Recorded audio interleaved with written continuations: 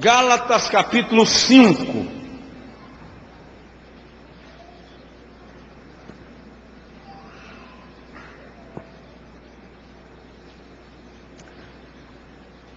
Primeiro nós estivemos lendo Romanos capítulo 8, versículo 6, que diz assim: mas a inclinação da carne, porque a inclinação da carne é morte, mas a inclinação do Espírito é vida e paz.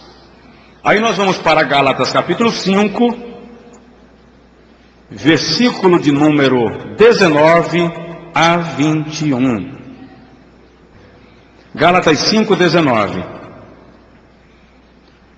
Porque as obras da carne são manifestas, as quais são prostituição, falamos dela na primeira semana, impureza, que aponta para vícios sexuais de toda sorte, lascívia, falamos aqui também que a luz original é sensualidade, idolatria, que no Novo Testamento não é apenas ter ídolos em casa, mas dedicar devoção, veneração a qualquer coisa ou pessoa em lugar de Deus.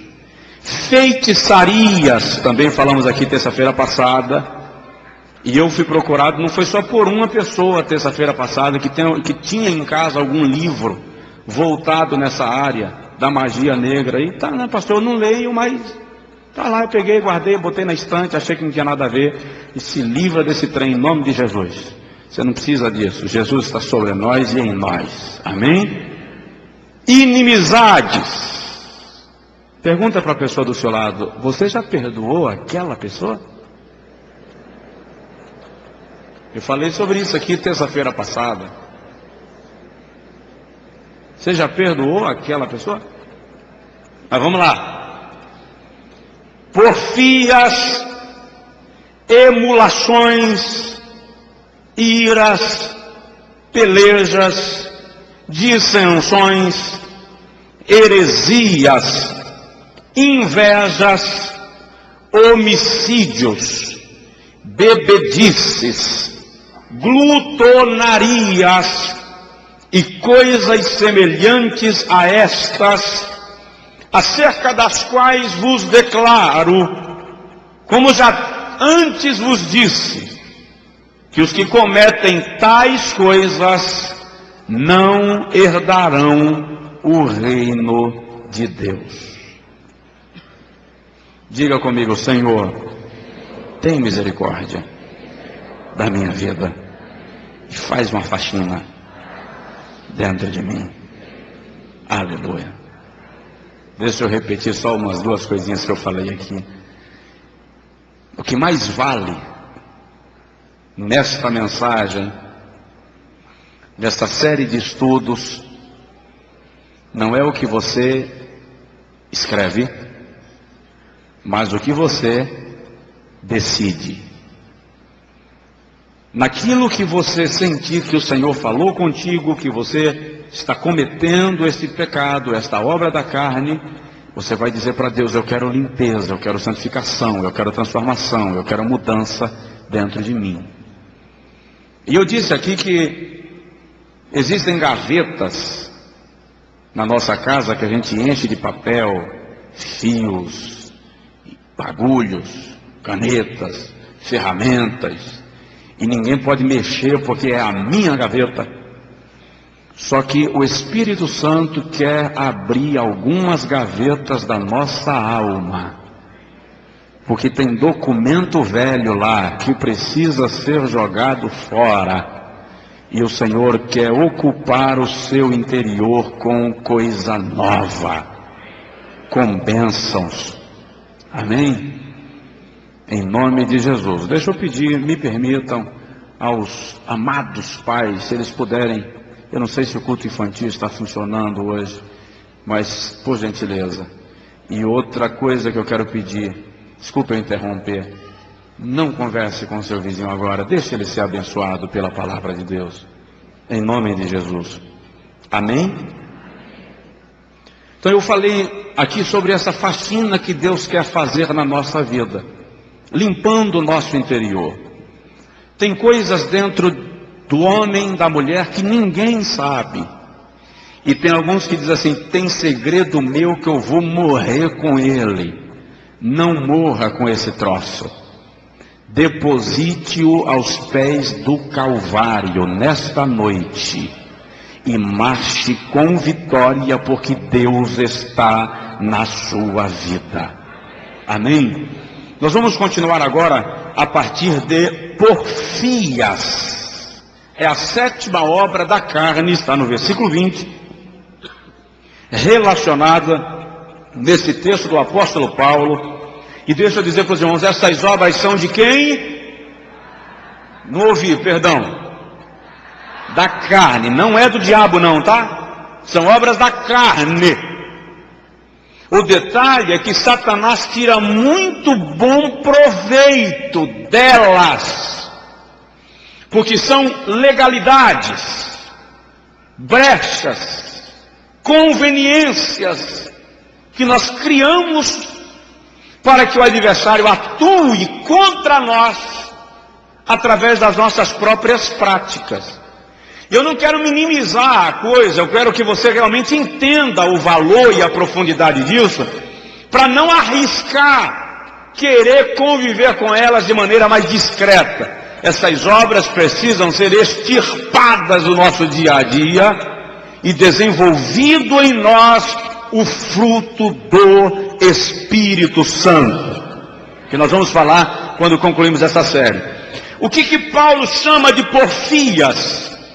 À luz do grego, porfia é briga por posição, briga por superioridade, competitividade. Nós estamos tão acostumados com o mercado de trabalho, que é competitivo.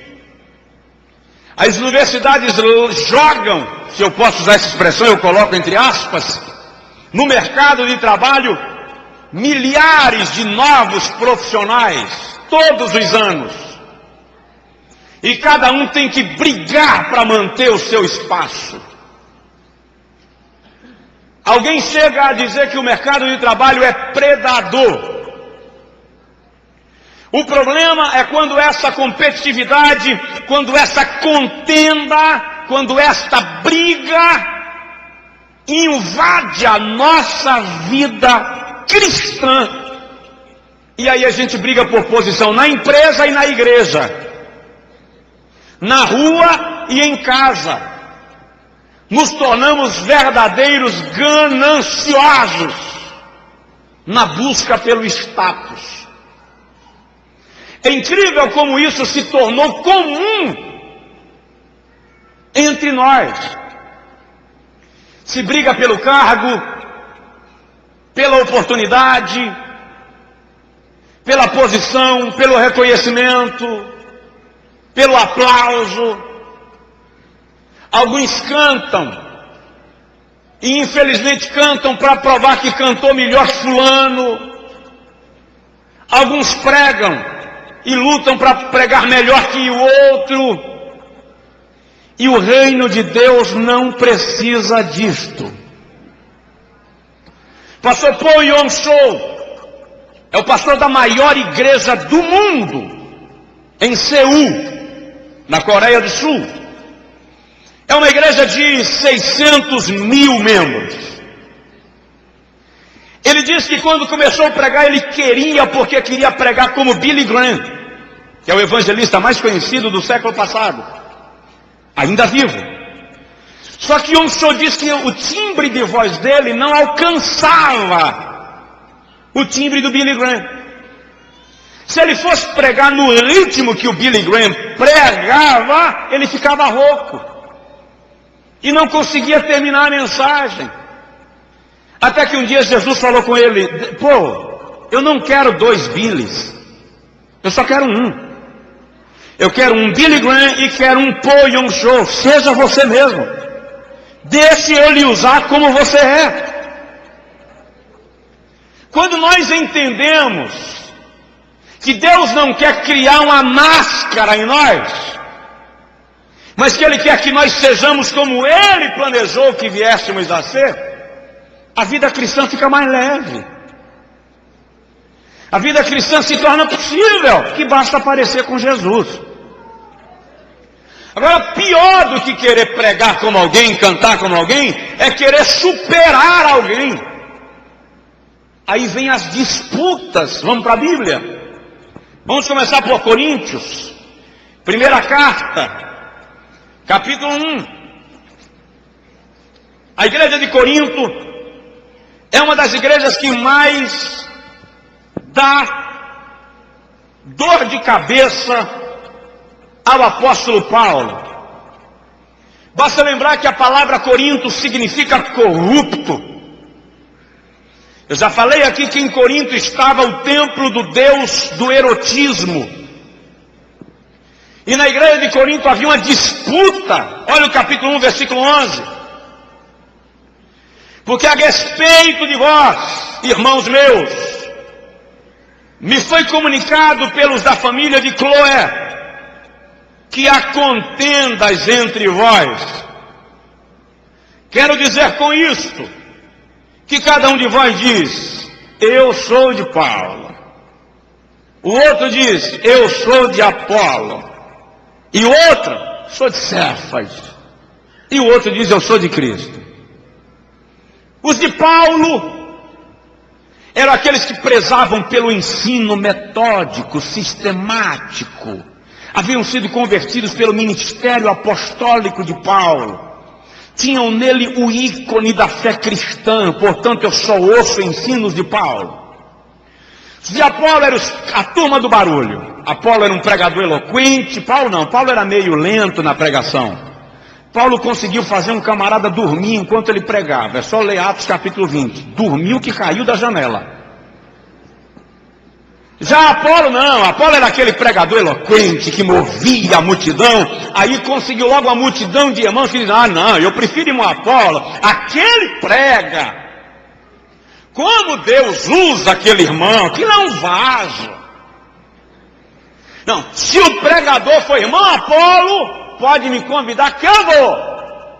Se for Paulo, eu não vou não. Mas tinha os de Pedro. Quem são os de Pedro? O grupo dos tradicionais. Não. Do jeito que Jesus ensinou, irmão, Pedro andou com Jesus. Paulo e Apolo não. Mas Pedro aprendeu direto do mestre. E tinha um grupo ainda que era terrível. Os de Cristo. Esse que era o grupo de Cristo, é aquele, não ouço ninguém, dou satisfação a ninguém, porque meu compromisso é com Jesus. Tenho nada a ver com ninguém.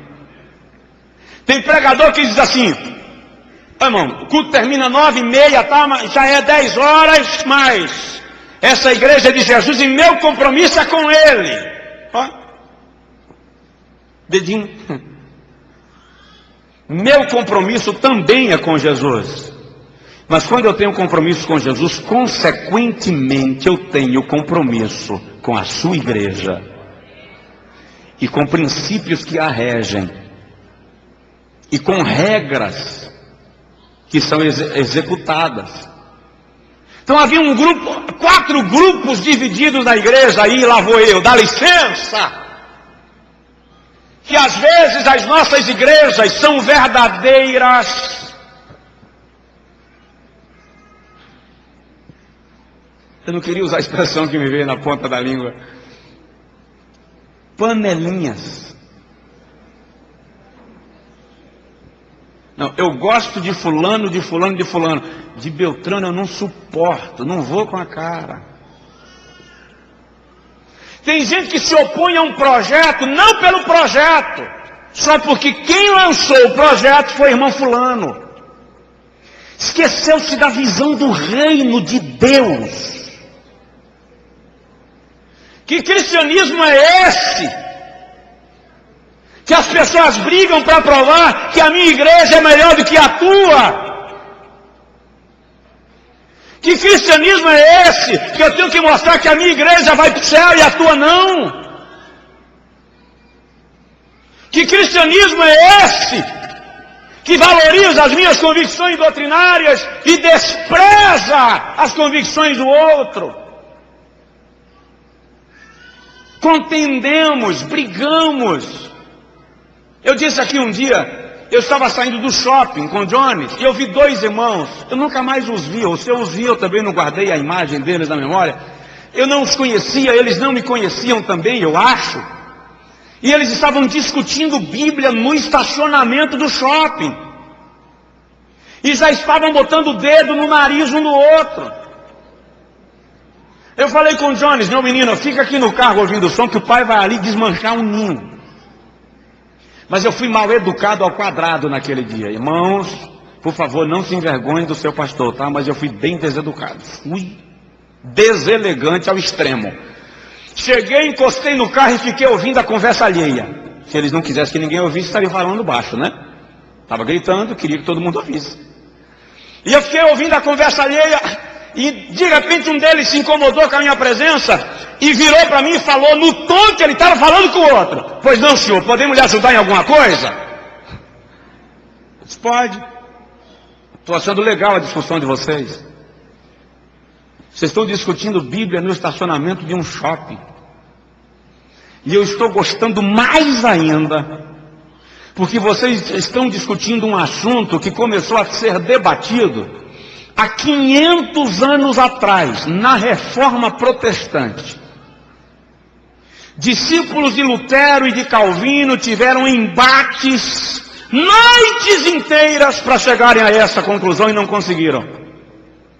Os maiores teólogos do mundo que falam grego, hebraico, latim, aramaico, falam, leem, escrevem, discutem isso e não conseguiram resolver. E vocês querem resolver no estacionamento de um shopping, o que ninguém resolveu em 500 anos. Eu tenho que admirar vocês. E gostei ainda um pouco mais, porque vocês já estão acabando com a igreja um do outro. Aí ficou bonito. E eu disse para eles, querem saber de uma coisa? Se Jesus estivesse na terra hoje, é provável que ele não congregaria na igreja de nenhum de vocês dois. Para começar, amigo, Jesus não era religioso. Aí o outro respondeu e disse, era sim, vou te provar que não era. A religião olhava para o leproso e dizia, imundo. Jesus olha para o leproso e diz, ser limpo. A religião olhava para a mulher flagrada em adultério e dizia, apedreja. Jesus olha para a mesma mulher e diz, vá em paz e não peques mais. A religião olhava para o publicano e dizia, não pode entrar na sinagoga. Jesus disse, então vem depressa, porque eu entro na tua casa e durmo lá. A religião olhava para o ladrão e dizia, crucifica. E Jesus olha para o ladrão e diz, hoje mesmo estarás comigo no paraíso.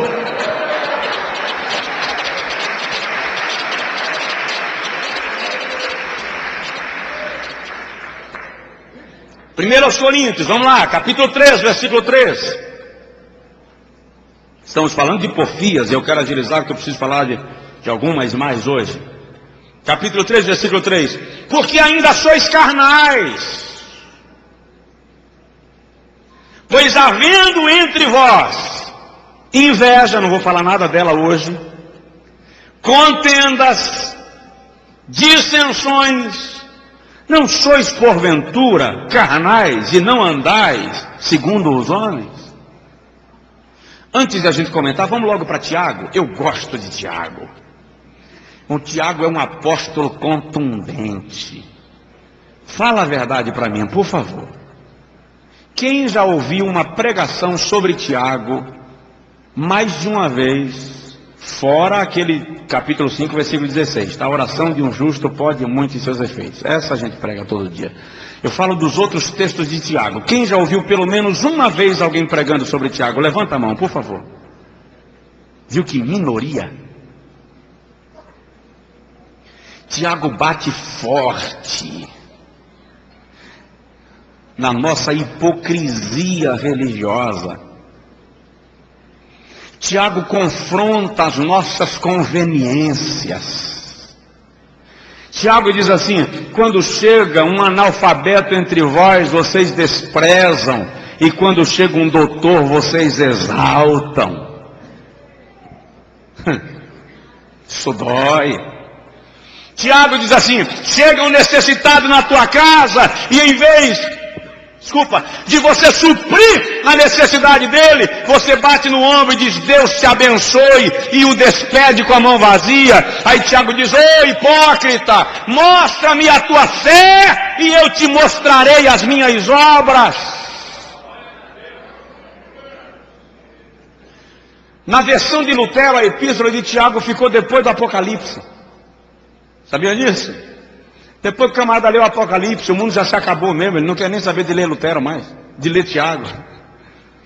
Olha o que ele diz no capítulo 4, versículo 1. De onde vêm as guerras e pelejas entre vós? Porventura não vem disto, a saber, dos vossos deleites, que nos vossos membros guerreiam? Cobiçais e nada tendes. Sois invejosos e cobiçosos, e não podeis alcançar. Combateis e guerreais, e nada tendes. Que em vez de brigar, você não pede. O que Tiago está dizendo é: para de brigar e vai pedir.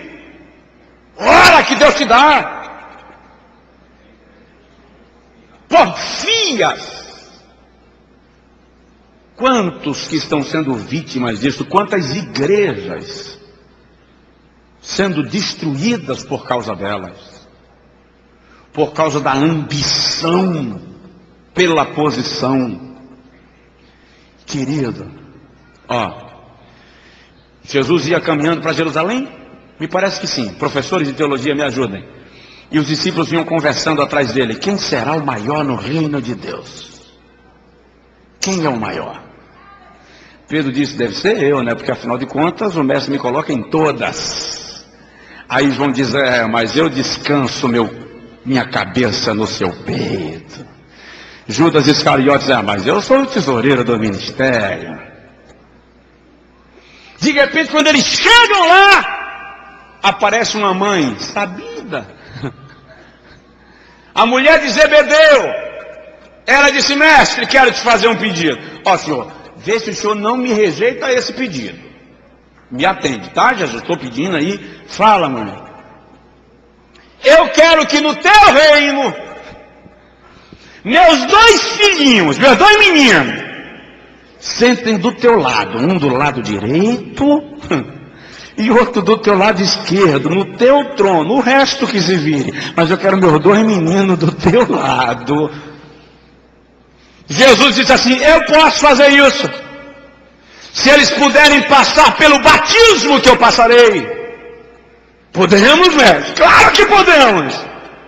Jesus diz: do batismo que eu vou passar, vocês passarão. Quanto a sentar do meu lado no meu trono, compete àquele a quem meu Pai der. Sabe por que eu estou te dizendo isso? Para te fazer lembrar que posições no reino dos homens são ganhadas na briga. Posições no reino de Deus são concedidas por Ele a quem Ele quiser dar. E Ele não dá porque merece, Ele não dá porque é bonitinho, Ele não dá porque é popular, Ele não dá porque é simpático, Ele dá porque Ele quer, e o nome disso é graça. E quem quiser entender, converse com o Senhor da graça. Agora, não adianta ficar brigando por superioridade, porque o reino é do Senhor, e é Ele quem determina onde cada um estará no seu reino. Dá um toquezinho no companheiro do lado e diz para ele assim: descansa no plano de Deus.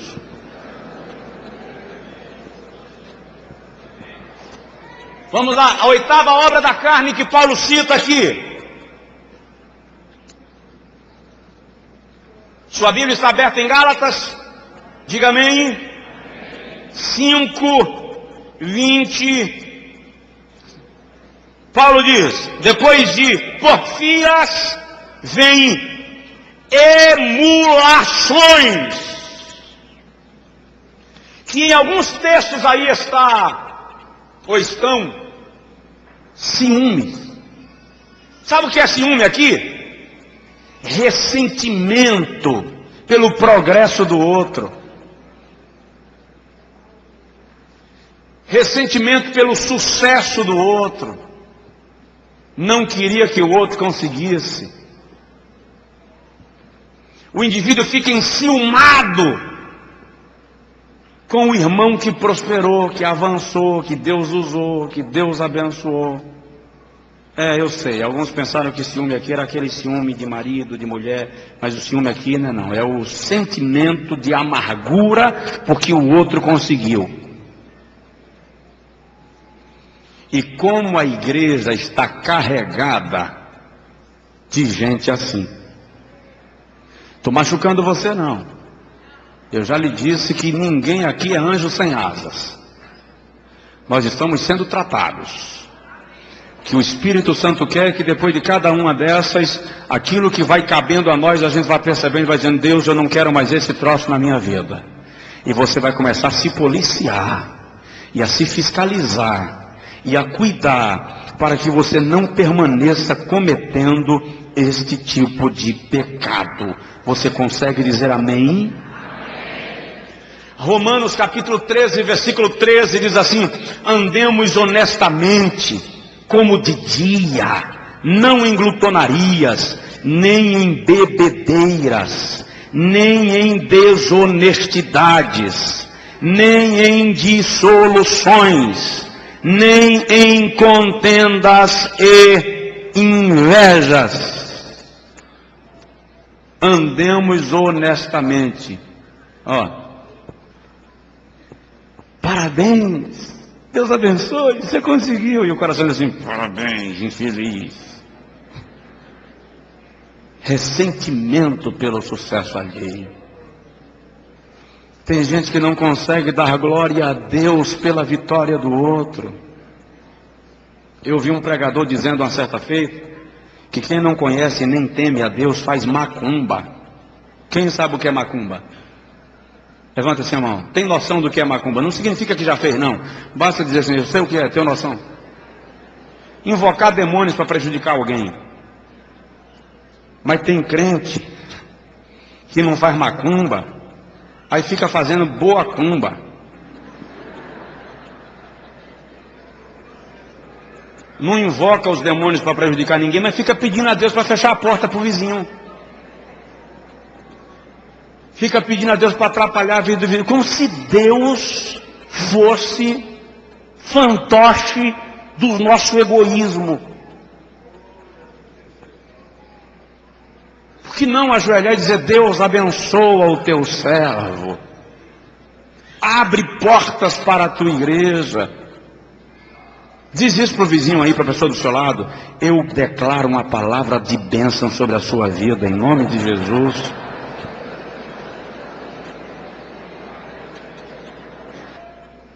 Salmo 37:1 diz assim, não te indignes por causa dos malfeitores, nem tenhas inveja dos que praticam a iniquidade. Fala a verdade aí, vou subir aqui, tá? 5 da tarde, hoje, você estava naquele ponto de ônibus, cansado, querendo cair das pernas, e o bendito do ônibus demorou uma eternidade de passar. Os pés latejam dentro dos sapatos, a cabeça dói.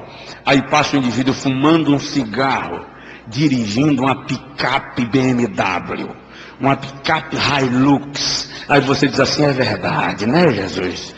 Eu sou teu servo e estou aqui num ponto de ônibus, esperando um ônibus cheio. E aquele pecador está dirigindo uma Hilux.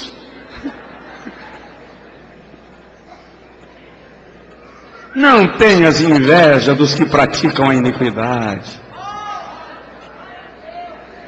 A Bíblia diz que o ímpio prospera para a sua própria ruína e perdição. E diz que aqueles que esperam no Senhor renovarão as suas forças. e diz: fui moço e agora sou velho, mas nunca vi desamparado o justo, nem a sua descendência mendigar o pão. Quando eu era adolescente, eu via os colegas da escola calçando quichute. E eu só podia calçar conga. Eu chegava em casa e dizia: mas mãe, meu pai é pastor, prega que Deus abençoa, como pode? E minha mãe dizia: não murmura, filho, não murmura, um dia você vai escolher o sapato que quer calçar. Café preto com farinha, adoçado com raspadura, tomei muitas vezes. Um dia desse o irmão olhou para mim e disse assim: café com farinha é gostoso, pastor, isso é gostoso hoje, que eu tomo se eu quiser. Quando você só tem isso, domingo, segunda, terça, quarta, quinta, sexta, sábado, domingo, entra mês e sai mês, café preto, adoçado com raspadura, misturado com farinha, vai para a escola. A minha mãe profetizou na minha vida tantas vezes, e ela dizia: não reclama, um dia você vai escolher a comida que você quer comer. Não há uma noite sequer que um pastor olhe para mim desse mundo afora e diga assim: você quer comer o que hoje à noite? Que eu não lembre do que a minha mãe profetizou para mim. Então não tenha inveja, não cometa o pecado do ciúme porque alguém prosperou e você aparentemente ficou para trás. A Bíblia diz em Provérbios 13:11 que a riqueza adquirida às pressas logo diminuirá, mas aquele que ajunta pouco a pouco terá aumento. E em Provérbios 14:30 diz que a inveja é a podridão dos ossos. Eu nem vou falar dela hoje, deixa para a próxima terça. Agora aprenda a vibrar pela vitória do vizinho. E aí, deu certo? Deu certo, maravilha. Tua vitória é minha vitória. Tua alegria é minha alegria. Porque nós somos um em Cristo Jesus. Diga assim: Senhor, limpa o meu coração.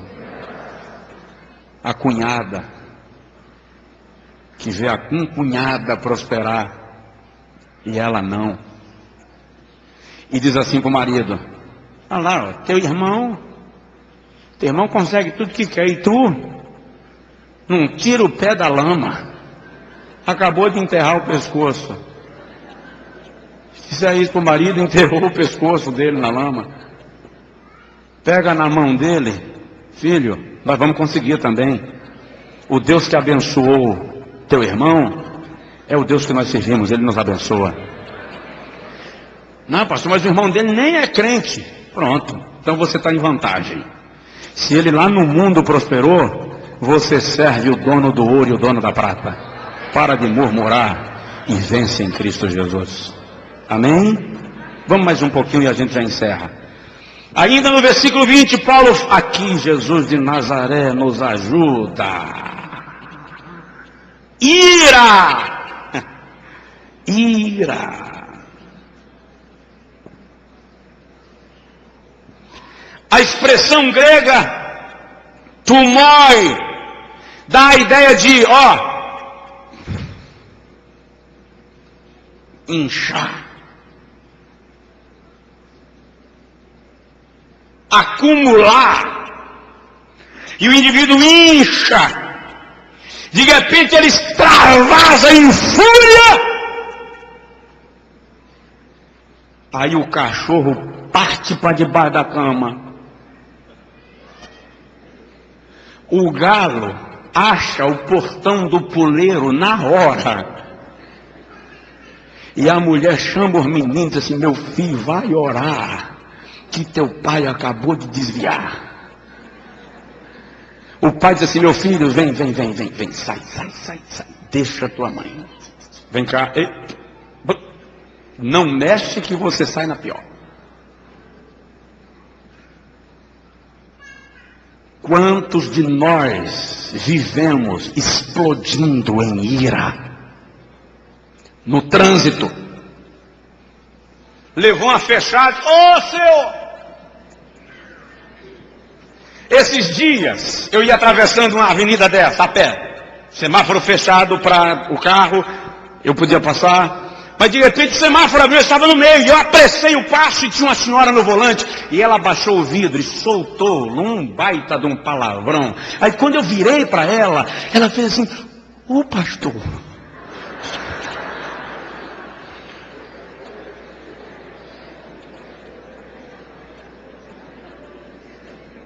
Ira, explode. No trabalho, quando chega os empregados, patrões cristãos que dizem que vão morar no céu, e o empregado tem medo dele e não respeito, porque se ele se irar, a casa cai. E tem daqueles que quando ficam irados, gritam: ó, você não sabe com quem você está mexendo. Eu dou um jeito de ir.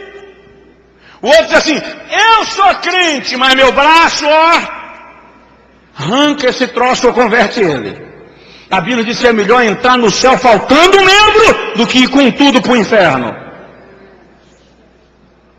Ira, vamos para a Bíblia. Eu quero começar por... Deixa eu ir lá para o Antigo Testamento. Eclesiastes. Capítulo 7, versículo 9. Não te apresses no teu espírito a irar-te, porque a ira mora no peito dos tolos. A ira abriga-se no peito dos insensatos.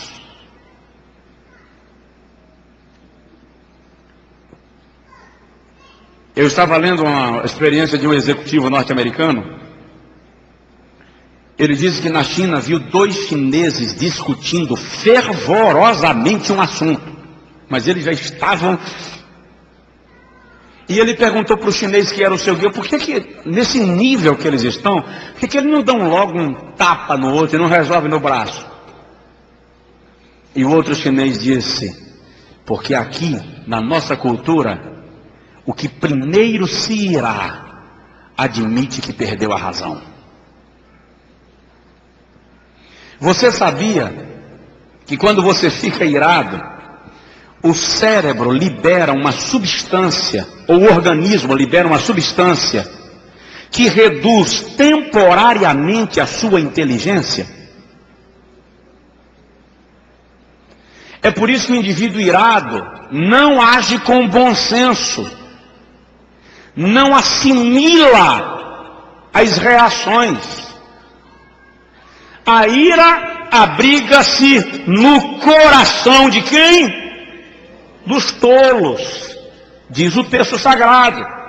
Quando nós chegamos na carta de Paulo, segundo aos Coríntios, capítulo 12, versículo 20, já estou terminando. Porque receio que quando chegar vos ache como eu, vos não ache como eu quereria, e eu seja achado de vós como não quereríeis, e de alguma maneira haja pendências, invejas, iras, porfias, detrações, ferir a moral do outro, humilhar o outro, mexer com o brio, mexericos, Deus de Nazaré. Ei, vem cá. Eu tenho uma novidade para você. Me contaram e disseram que não é para dizer para ninguém, mas você é meu amigo de confiança. Vou te dizer, não diz para ninguém, tá? Tá bom. Aí esse que não vai dizer para ninguém já chega lá, só me disseram, pediram para não dizer para ninguém, mas eu estou te dizendo porque tu também é meu amigo de confiança. E tem uns que quando mordem a língua dizem assim: alguém está falando mal de mim. Conversa. Eu mordo a minha língua e alguém está falando mal de mim? Nada disso. Eu que estou falando demais, a língua entrou debaixo do dente e levou a parte dela. Irmão, eu não vou dizer para você falar isso com a pessoa do seu lado não, porque eu não sei quem está do seu lado. Eu vou dizer daqui, tá? Para, em nome de Jesus, de falar mal da vida alheia. Paulo diz aos Tessalonicenses assim: ouço que entre vós há alguém que não tem o que fazer e se ocupa da vida dos outros. Falar da vida alheia, querido, é coisa de quem não tem o que fazer. Desculpa, é forte, mas é Bíblia. Estou falando de obras da carne, estou falando para crentes, para homens e mulheres que têm caráter e que querem aperfeiçoar esse caráter. E são coisas que interferem na nossa comunhão com Deus, tá? Orgulhos e tumultos. Romanos capítulo 12. Dá para dizer amém, irmão? Versículo 19. Ai. Não vos vingueis a vós mesmos, amados, mas dai lugar à ira, porque está escrito: minha é a vingança, eu recompensarei, diz o Senhor. Ó, para mim, não brinque com quem entrega suas causas para Deus resolver. Não se meta com quem entrega seus problemas para Deus resolver. No momento que eu me vingo, eu anulo a ação de Deus. Mas no momento que eu me recolho, Salmo 46, 6 diz assim: aquietai-vos, ó, você se aquieta e Deus se manifesta. Não, pastor, mas a Bíblia diz assim: dá lugar à ira. Então eu posso ficar meio envenenado. Sabe o que é dar lugar à ira aqui? Como é o nome da toureiro, né? São os toureiros que ficam com um pano vermelho. Dar lugar à ira é isso. A ira é um touro. Você está na frente dela. Quando ela vem em você, deixa ela passar. E fica curado. Não deixa ela te ferir, porque ela pode matar você. Aliás, ela pode até dar infarto. Tem cardiologista entre nós aqui. Pode morrer de infarto. Dá um troço, morre e acabou. Olha a palavra do pastor bíblica. Pega essa causa que está te tirando o sono, te tirando o apetite, matando você aos poucos. E hoje, entrega ela na mão de Deus. Para de brigar com a tua mão, com a tua influência, com a tua força. Para de ameaçar, de chantagear, de gritar, de esbravejar. Coloca na mão de Deus. Minha é a vingança, diz o Senhor. Dá para dizer amém? Oh, aleluia. Deixa eu citar só mais 2 textos e a gente já vai orar para a gente ir para casa. Colossenses capítulo 3, versículo 8 diz assim: eita Jesus. Mas agora, despojai-vos também de tudo: da ira, da cólera, da malícia, da maledicência, das palavras torpes. Em algumas versões está das chocarrices. Sabe o que é isso? Piadinhas. Tem camarada que tem a piada na ponta da língua. E tem alguns que têm a ousadia de fazer piada de Jesus. Conta piada citando o Espírito Santo. Tenho muito medo dessas piadas que imitam dons espirituais. Tenho muito medo delas. Tem alguns que não medem as palavras e sabem todo o elenco de piadas de baixo calão, com termos chulos. E Paulo ainda continua dizendo: não mintais uns aos outros.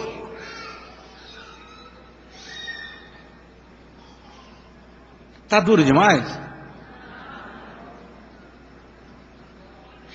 Dá para dizer amém? Eu não quero que você saia daqui chocado. Eu quero que você saia confrontado. O Espírito Santo vai lhe confrontar com você mesmo.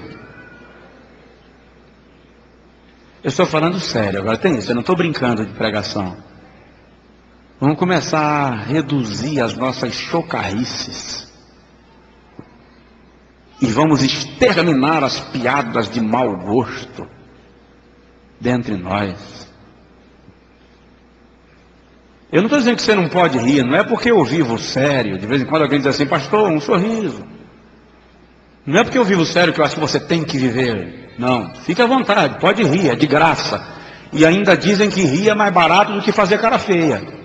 Diz que para rir você relaxa os músculos, para fazer cara feia você contrai. Então rir é saudável.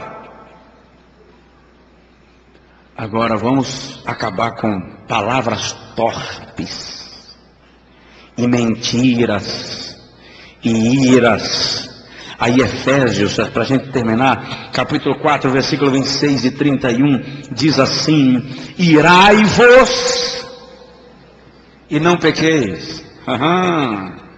Não se ponha o sol sobre a vossa ira. Não deixa a noite passar com você irado, resolve a questão. Joga isso fora. Versículo 31, toda amargura, ira, e cólera, e gritaria, e blasfêmia, sejam tiradas de vós, e toda malícia sejam tiradas de entre vós. Irmão, eu sei que tem situações que tiram a gente do sério. Eu sei disso. Eu tenho um temperamento forte. Às vezes que eu arrisquei testá-lo, fazendo testes de psicólogos, deu um colérico. Eu tenho um temperamento forte. Alguém um dia desse falou comigo: mas pastor, isso é tão calmo. Seu irmão, é Jesus no volante, no freio, na trava de mão. Se eles faltar, só a misericórdia. Então eu sei que às vezes você sai de sério, você perde estremece. Eu fui conversar uma certa feita com um camarada numa igreja que eu auxiliava como pastor, e ele era um indivíduo de 1,90 m, costas largas, forte, e ele dava uma dor de cabeça, e todas as vezes que um pastor ia conversar com ele, ele explodia, e o pastor, para evitar o confronto, recuava. E um dia eu disse: eu vou conversar com esse camarada. E eu chamei e falei com ele: meu irmão, senta aqui por favor. Ele disse: não vou sentar não, quero conversar em pé. E eu falei com ele: por gentileza, sente. Eu estou muito cansado e eu não quero conversar em pé. E não vai ficar bom eu olhando para você assim. E ele sentou emburrado.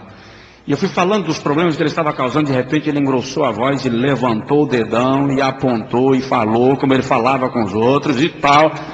Eu falei: ô querido, não confunda a minha calma com covardia. Não confunda. Ele parou.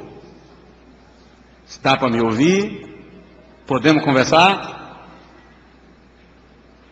Pode falar, pastor.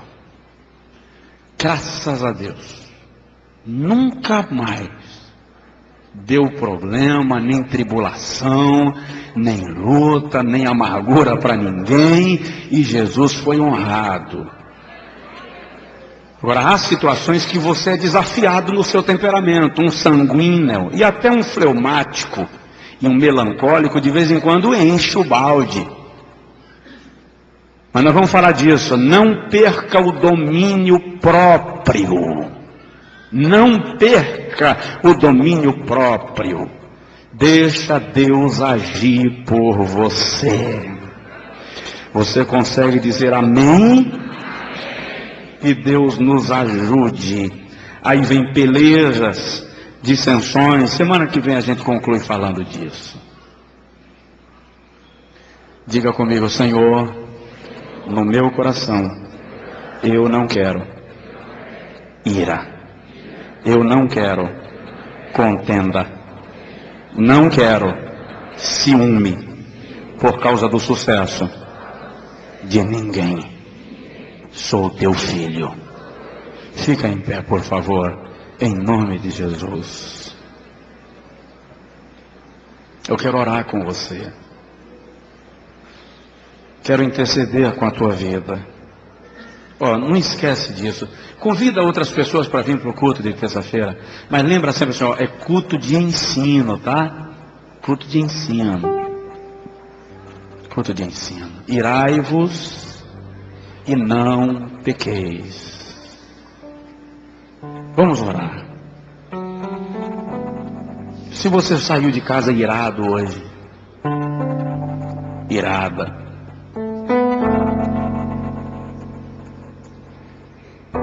você explodiu hoje com alguém,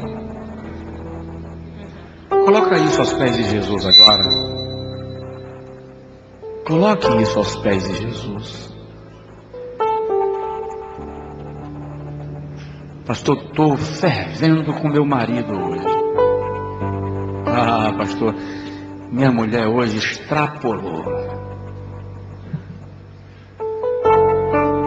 Pastor, meu patrão hoje, se eu fosse uma anaconda,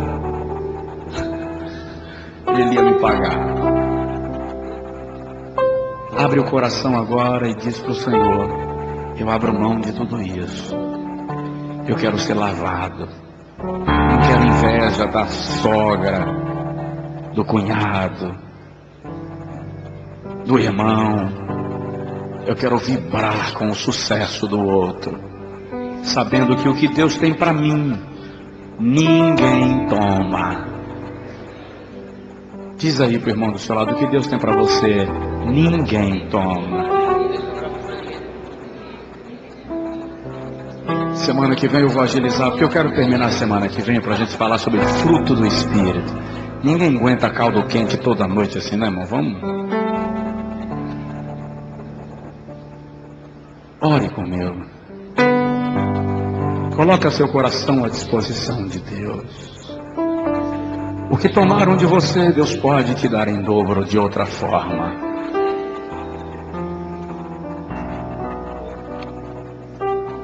As ameaças que você está sofrendo, você não precisa responder. Pastor, vou ouvir calado? Não ouça calado. Responda para Jesus. Responda para Jesus. Alguém de repente enfiou o dedo no seu nariz e disse: você não é homem. E você sentiu os rins estremecerem. As vistas escureceram. Coloca na mão do Senhor. Ó Deus, esta é a tua palavra e este é o teu povo, os teus filhos que estão conosco aqui no templo e ao redor do mundo. Eu não quero, Senhor, que ninguém saia daqui inchado na alma, com vergonhas. Eu quero sim, Senhor, que o teu Espírito trate o nosso caráter, para que o nosso testemunho cristão te glorifique a ti e o mundo creia que tu estás em nós. Oh Jesus,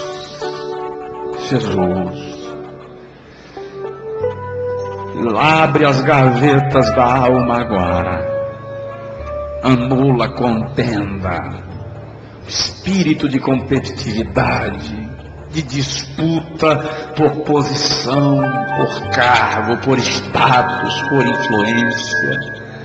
Porque o reino é teu, Senhor. Tira dos nossos corações todo ciúme por causa do sucesso alheio. Deus tem misericórdia de nós. Este homem e esta mulher que não consegue controlar os seus ataques de ira, de fúria, de revolta. Quantos, Senhor, que na igreja são santões e em casa são verdadeiros leões. Toma esta natureza, Senhor. Toma esta natureza. Tu és Senhor da nossa vida. Tu és Senhor da nossa casa. Tu és Senhor da nossa alma. Senhor, se Satanás tem achado legalidade em qualquer pessoa aqui, através da prostituição, da imoralidade, dos vícios sexuais, da sensualidade, da idolatria, da feitiçaria, através das inimizades, das contendas, dos ciúmes e da ira, eu peço agora, Senhor, que pelo Teu Espírito lava esta vida, fecha todas as portas que o adversário tem usado para entrar, e abençoa este homem, esta mulher, em nome de Jesus. Se não for pedir demais, ore pela pessoa perto de você. Interceda por ele, interceda por ela. Eu conheci um homem esses dias que conseguiu quebrar uma dentadura, né? Dentadura de ira. Ele cerrou os queixos tão forte que a dentadura não aguentou. Oh, meu querido, Deus quer controlar isso em você. Fala com Deus, me controla, Senhor. Me controla, Senhor. Me controla.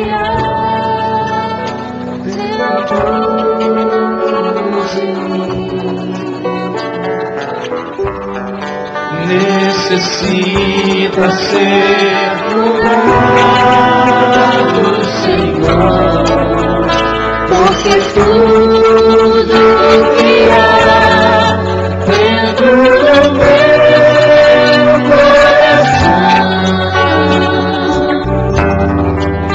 necessita mais. Irmão, enquanto a gente continua cantando e orando, por favor, veja essa pessoa que está aí perto de você, que está nos visitando, um amigo, uma amiga, alguém que esfriou na fé, se afastou da igreja.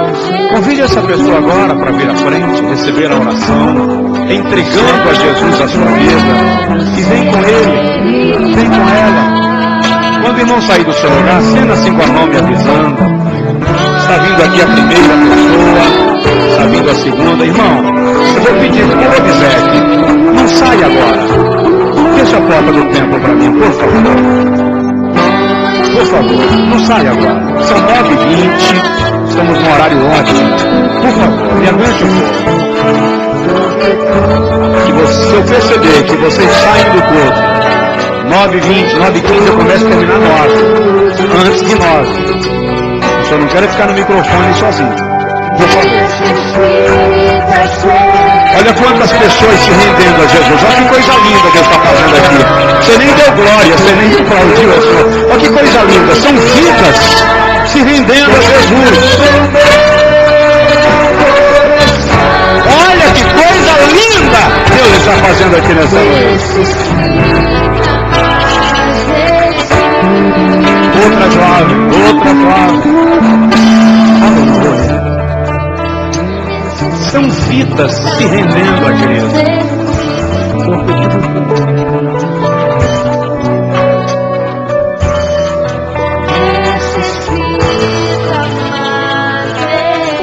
Tem mais alguém?